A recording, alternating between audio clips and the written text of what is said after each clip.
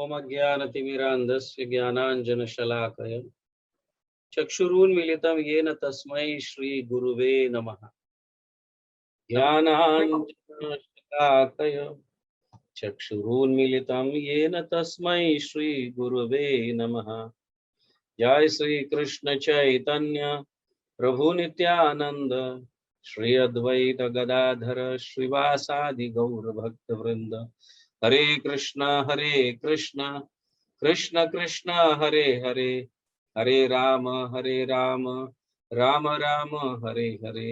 हरे कृष्ण कृष्ण कृष्ण कृष्ण हरे हरे, हरे राम राम राम हरे हरे। हरे कृष्ण कृष्ण कृष्ण कृष्ण हरे हरे, हरे राम राम राम हरे हरे।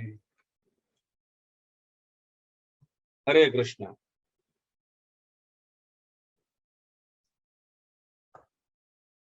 कल हम देख रहे थे कि भगवान भी क्रोधित हो जाते हैं। तो क्रोध होना हमारा स्वभाव है, क्योंकि भगवान में क्रोध है और हम भगवान के अंश होने के कारण हम में भी क्रोध रहता है, लेकिन आंशिक रूप में रहता है, बहुत छोटा। भगवान का क्रोध जो है असंख्य ब्रह्मांडों को नष्ट कर सकता है। हमारा क्रोध ज्यादा से ज्यादा एक व्यक्ति को मार सकते हैं। बट कल हम चर्चा कर रहे थे, क्रोध सही ढंग से इस्तेमाल होना चाहिए। हमारे क्रोध का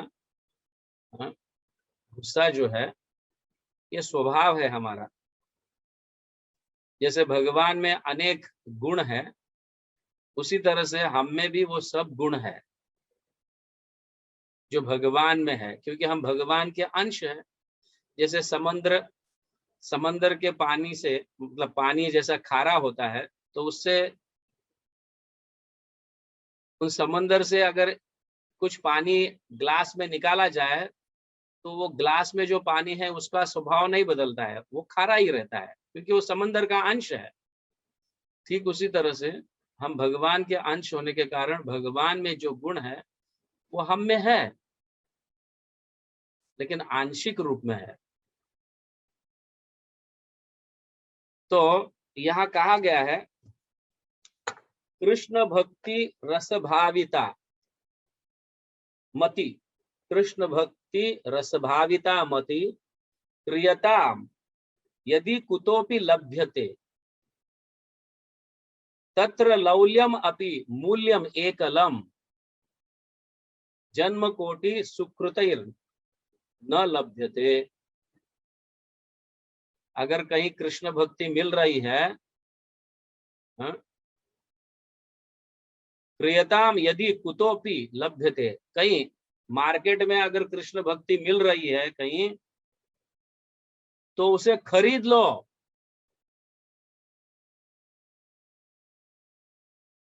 उसे खरीद लो, उसको अपना लो। खरीदने का मूल्य क्या है?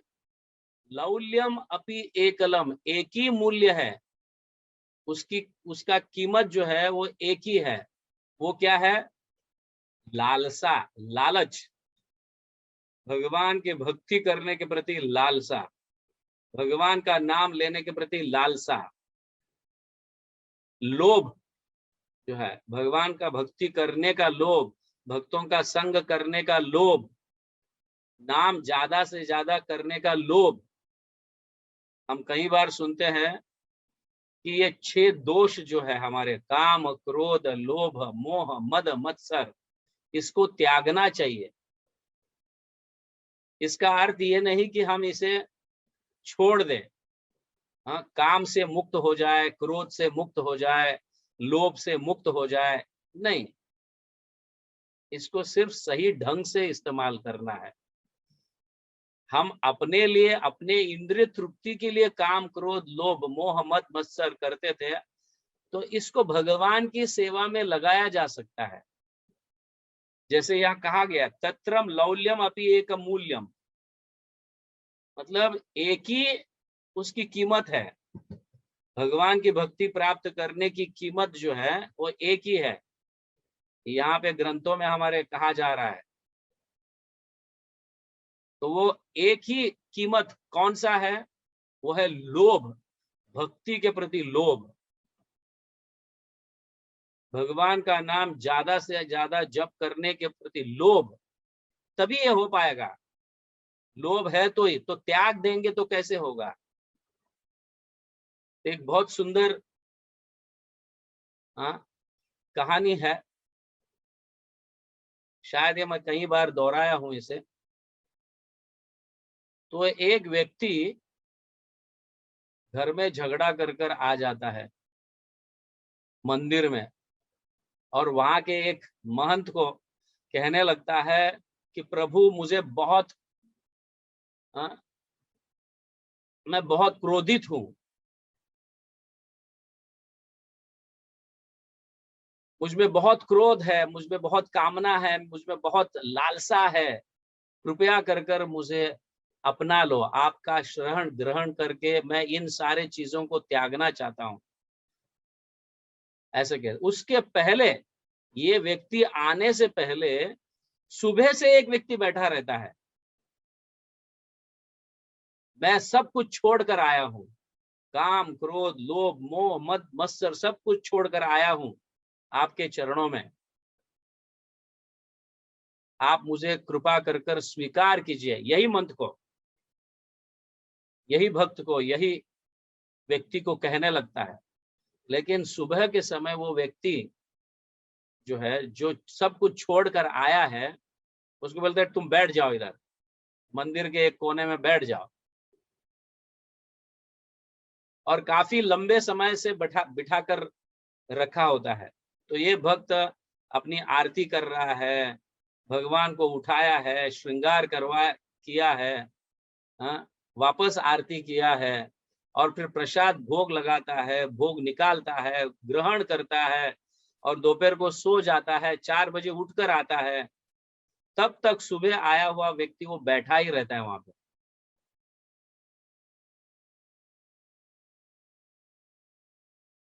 ये भक्त सिर्फ बैठने के लिए कहते हैं, ऐसे हाथ करके इशारा करते हैं वहां बैठ जाओ।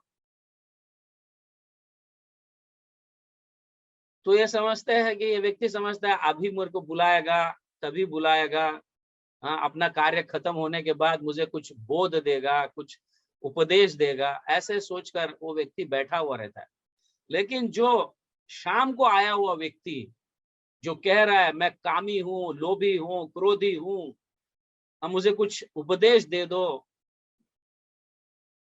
तो उस व्यक्ति को, जो शाम को आया हुआ व्यक्ति को, तुरंत ही एक भक्त को बुलाकर ये महंत जो है उसकी व्यवस्था कर देते हैं, रहने की व्यवस्था, खाने की व्यवस्था, सुबह उठाने की व्यवस्था, मंगलारती में उठाने की व्यवस्था सब कर देते हैं ये महंत। तो सुबह से बैठे हुए व्यक्ति को बहुत क्रोध आ जाता है।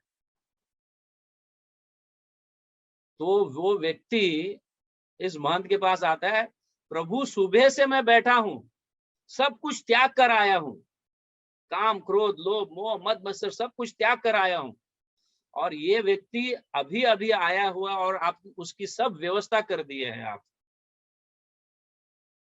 रहने की, खाने की, पीने की, सब सुबह मंगल आरती में उठाने की भी व्यवस्था कर दी है एक भक्त को लगाकर, लेकिन मैं सुबह से बैठा हूं, आपने मुझे कुछ आदेश नहीं दिया, मुझे कुछ कहा नहीं।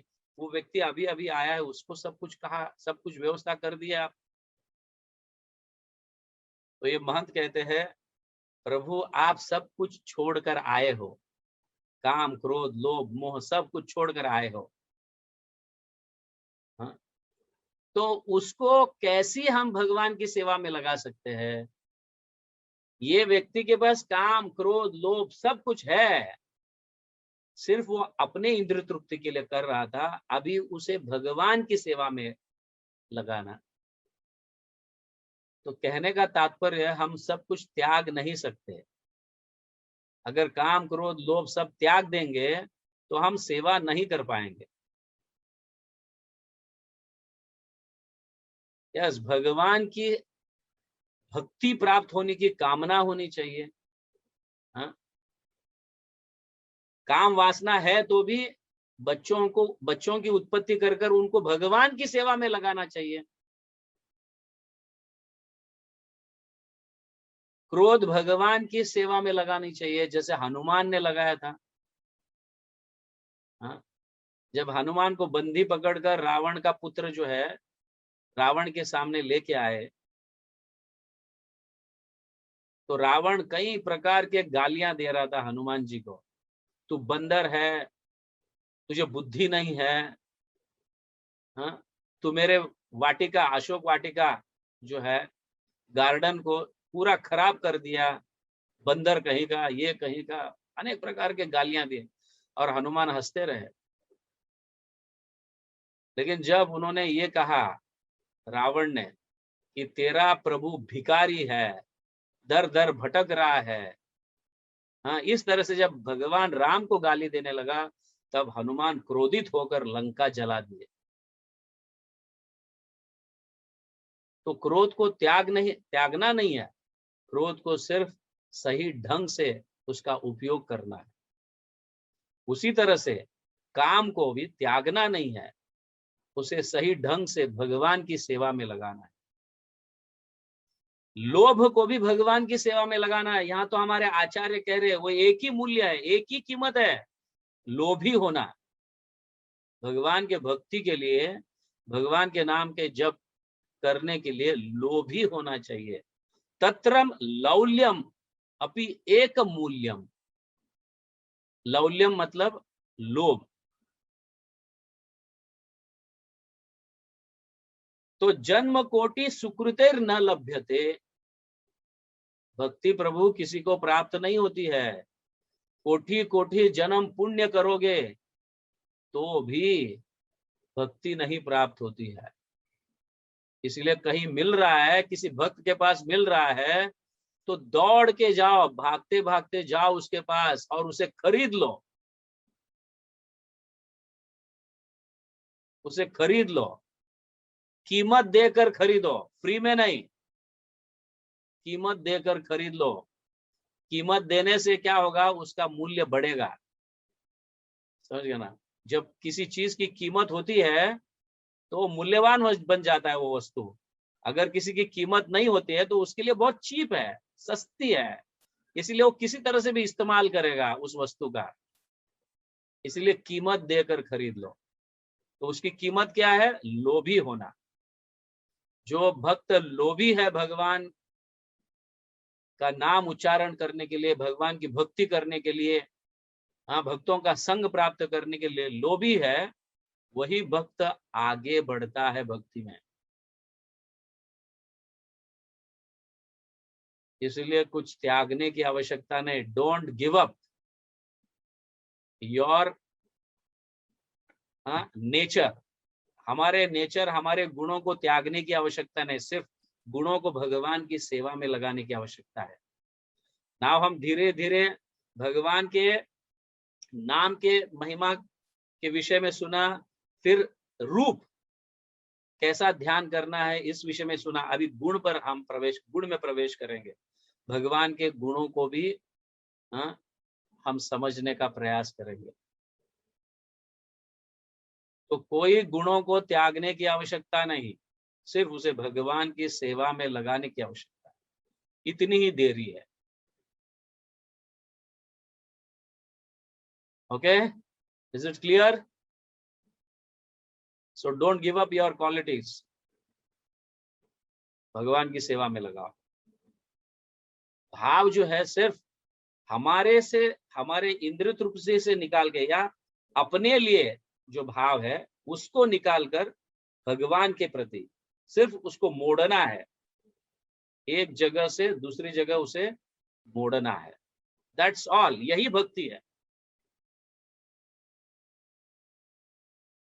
हम जो विचार करते हैं, विचारधाराओं को भी रोकने की आवश्यकता नहीं, सिर्फ उसे भगवान के लिए विचार करो, भगवान के बारे में सोचो, भगवान की भक्ति कैसी बढ़ाई जाए, प्रचार कैसा बढ़ाया जाए, ये सोचना चाहिए।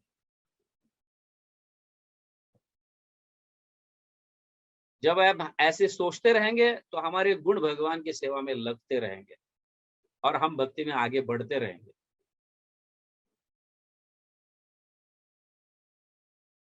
ओके। जैसे यहाँ पे कहा गया, भौतिक लोभ एक रोग है जिसका निवारण अवश्य होना चाहिए, किंतु श्री कृष्ण के लिए लोभ लाभप्रद है, लाभदायक है और उसका अनुशीलन करना चाहिए। भौतिक जगत के प्रति लोभ, भौतिक जगत के प्रति काम वासना, भौतिक जगत के प्रति क्रोध, भौतिक जगत के प्रति अन्य मद मत्सर जो है, ये सब ये लाभदायक नहीं है, ये नुकसान देता है। और यही चीज भगवान के प्रति लाभदायक है।